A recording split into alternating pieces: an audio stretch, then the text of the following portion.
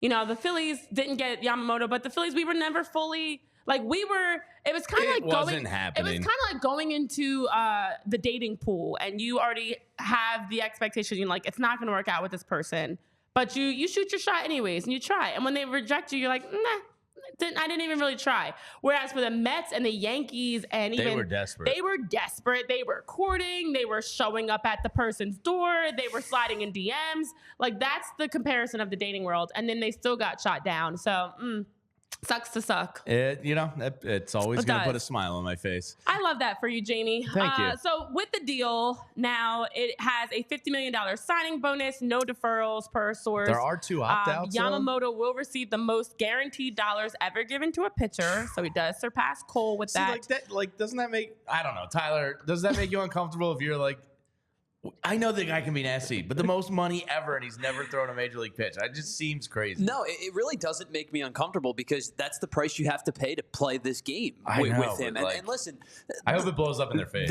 There is a unique situation in baseball where any contract can be bad, like you always say, outside of a 1-year deal, because it's all guaranteed money. So, you're taking a risk signing anyone.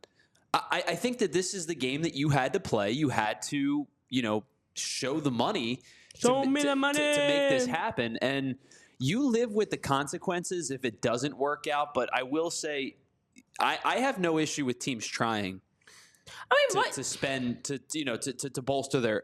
And I know it's the Dodgers; they're not the teams they're not the teams that are sitting here crying poor like the Pirates and the A's and all that. But I look at more money than any pitcher ever. Listen, it's the game you have to play to get a guy like that. Does it make me a bad person? Crazy? Sure, but you have to pay that money. Does it make me a bad person that I'm rooting for his failure now? No, that does make you a bad person. Does it? Well, I mean, I think so. I'm judging you. Tyler, am I a bad person? I mean, when you have, why? How is it any different?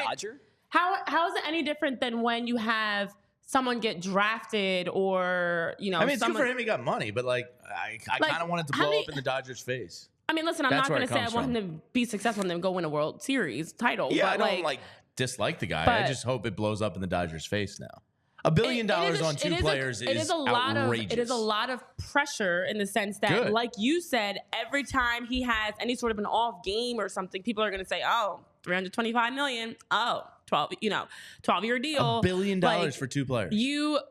And if anytime the Dodgers lose, the Dodgers do anything, any errors, any losses, any mistakes, any scuffles, anything that goes wrong, somebody farts, somebody says something weird, anything they do now, the sports world is literally watching them and now going to be ready to point it out. And we've seen this happen time and time again. Ironically, I was just looking at a crazy stat around Kevin Durant. Ever since he left the Warriors, he hasn't been on a team that's won more than 50 games.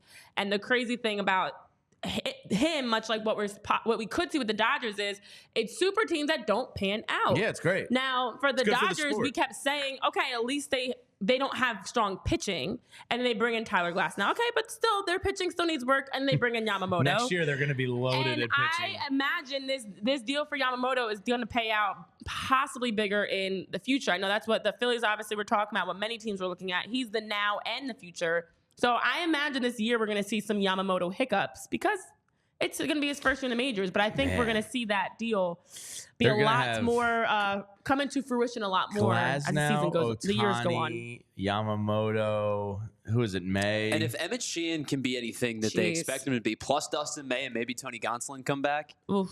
That is filthy. But yes, I think super teams are good for sports because it's the heel and wrestler. In wrestling, I was never a wrestling guy. Tyler, I know you were. Yeah, the heel is good. I was a wrestling. Yeah, you are too. I forgot about that. I'm a bigger wrestling person than you are. Yeah, I never watched. I watched it once in high school. Stone Cold The Rock, and I was like, this isn't for me. But it's good for the sport because now I hate the Dodgers, and every time the Dodgers go to stadiums around the country, people are probably going to want to see it. One, because you have baseball Jesus and Ohtani, and now Yamamoto's a complete it's really exciting. And then 2, you get to root against them at all times. Well, so that's fun. You know what? Super teams are good for the casual fans. Yeah. Because it's a great way to pull in fans.